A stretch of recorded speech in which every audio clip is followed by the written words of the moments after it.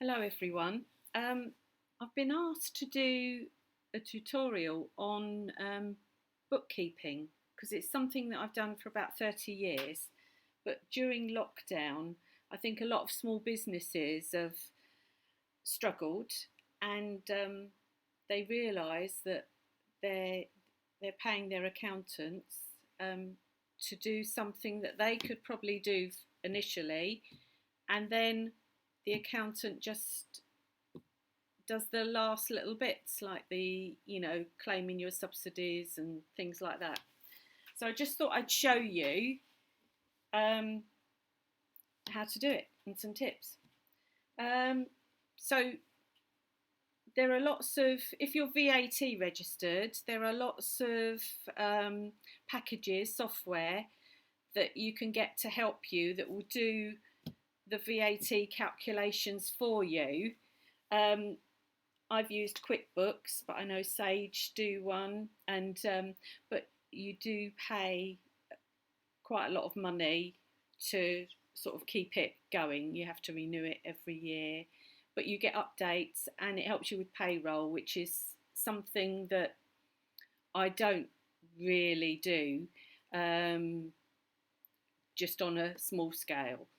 Um, so so you could either have QuickBooks, and that would more or less do everything for you. So you would only have to sort of do the stuff that I'm going to show you, just to file stuff, because it would do sort of everything. It would calculate your VAT. But even when I've done that, I've still like to keep the red manual ledger, which you're duplicating your work really, because you're writing the stuff in here. And what I would do was print off from the software and compare what I had. And sometimes it does show that you may have keyed in something wrong on the computer, or vice versa, something here. So I just used to use it as a double check. But it's entirely up to you what you do. I'll go back to talking about those in a minute. You can also get just companies that give you the facility to do invoices, and you can pick those up sort of, fairly reasonably. You can get them on Amazon, so you just buy a license. For this particular job, that's what I'm doing. So I've just printed off an invoice, and you've got the date on there. I tend to file them, so you put them all in a file. I tend to file them in with the most recent one on the top. So I've just done that, sent it off, kept a copy here. Then I would file it, but what I would tend to do is, I've got a whole wallet full of them. I put a piece of card in between the ones that have been paid. So all these bottom ones have been paid, and what I've done is I've just put the date that they were paid. I've seen that on the invoice, on the bank statement.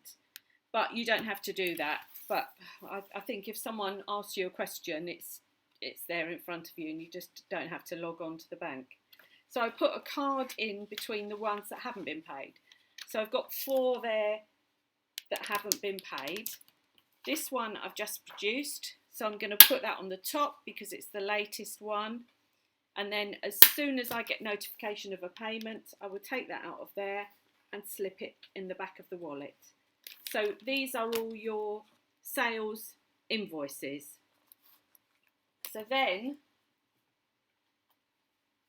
what I would do is I would log them in a book. So I can actually show you this one, because it's a very old one, and I'm sure we won't get in trouble with GDPR. So I would do the date, I would give the reference number, so the invoices have all got individual numbers, who the invoice went to, and the amount.